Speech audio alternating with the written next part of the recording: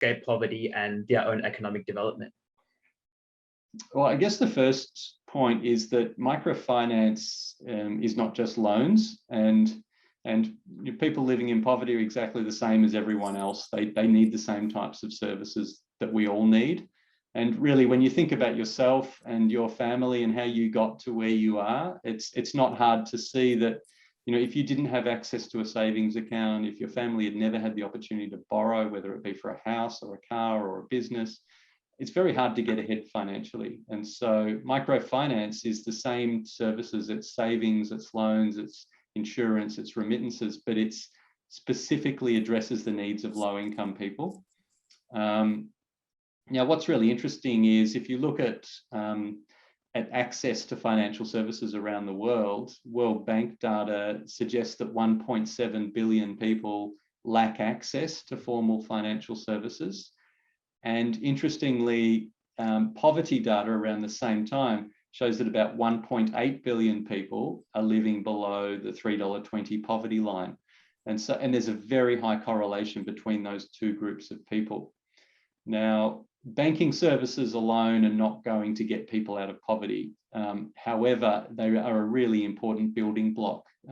Unless you have the opportunity to save and borrow and transfer money, etc., it's very hard to get ahead economically. So it's an important foundation for, you know, for moving out of poverty, but also for economic development more generally.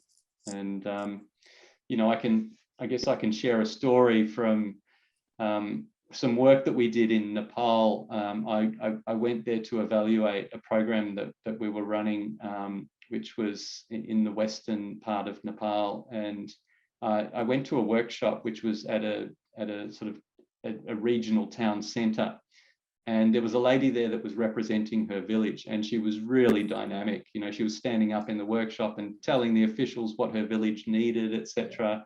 And she had her daughter, you know, sitting alongside her. And so during one of the breaks, I asked if I could speak to her, and one of our local staff translated for me, and she sort of told me her story.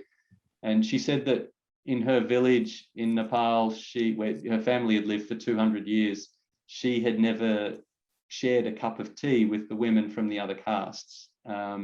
And when this microfinance program came to her village, the very first requirement was that they form a group that involved all of the castes, and they had to share a cup of tea. And she said that action in itself was just so liberating for her. Suddenly, she just felt, you know, released. She hadn't had much education, only a couple of years of schooling, but she went through our financial education course, and she was actually elected the treasurer of the group by her fellow group members. Then she did a business planning course with us, and she sent her husband off to do a bit of a feasibility study. She had an idea to set up a tea shop in the village. So he did sort of a bit of legwork and was asking around, doing sort of surveys and things. Then she applied for a loan. She started a small tea shop, and she said, now I'm somebody in the village. You know, I'm earning money. People look up to me. And she put her hand up to come to this workshop, and she said, look, now I'm talking to you, a foreigner, you know, about what we've done in my village. I've come such a long way in just a few years. And what was lovely about it was that her daughter was with her, and you could just see with a mother like this and such an inspiring role model, you know, that daughter was not going to live a life of poverty. You could see they were breaking that intergenerational cycle right there before my eyes. It was really powerful. So, you know, it's a lot more than just banking. It's you know, it's that sense of